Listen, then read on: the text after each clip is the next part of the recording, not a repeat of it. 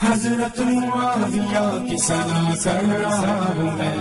حضرت معاویہ کی سلاسل راہ میں،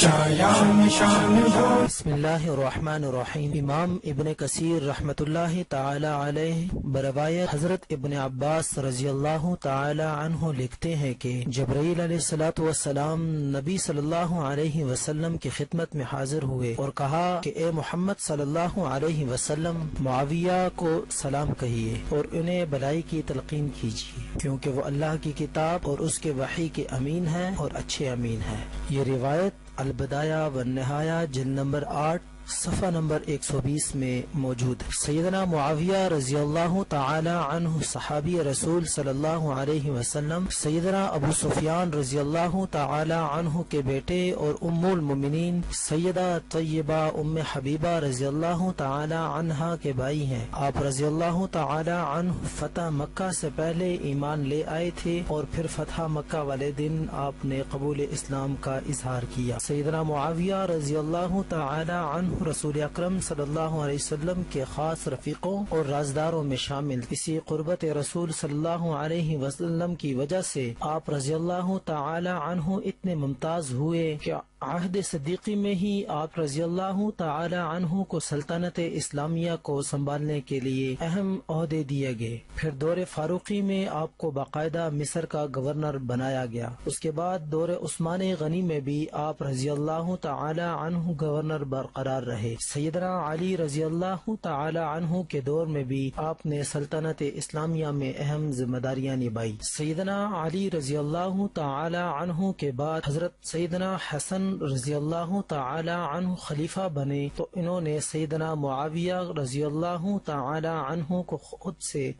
بہتر سلطنت چلانے والا پایا تو اپنے رفقاء اور چھوٹے بھائی حضرت حسین رضی اللہ تعالی عنہ سمیت آپ رضی اللہ تعالی عنہ کی بیعت کر لی، جس بیعت پر آپ تا حیات قائم رہے۔ دونوں شہزادوں کا سیدنا معاویہ رضی اللہ تعالی عنہ پر کامل مکمل اعتماد تھا اور آپ کو وہ اپنا خلیفہ اور امیر مانتے تھے۔ سیدنا معاویہ نے اسلامی سلطنت کو عرب عجم میں پھیلایا اور تقریباً 64,65,000 مربع میل پر اسلامی حکومت کو قائم کیا۔ یہی وجہ ہے کہ یہودیت اور یہودی چربے سیدنا معاویہ رضی اللہ تعالی عنہ سے اس وقت سے اب تک ناخوش ہیں کہ سیدنا معاویہ نے اسلام کو قوت و عظمت بخشی۔ اسی بغض اور اسلام دشمنی کی بنا پر یہودی اور یہودیت مرعوب فرقے سیدنا معاویہ رضی اللہ تعالی عنہ پر جھوٹے بہتان اور الزام تراشی کرتے ہیں۔ اسی ضمن میں او لیول اسلامیات کی کتاب خاتون رائٹر یاسمین ملک ایڈیشن 2018 میں الزام تراشی کرتے ہوئے کاتب وحی خلیفہ راشد فاتح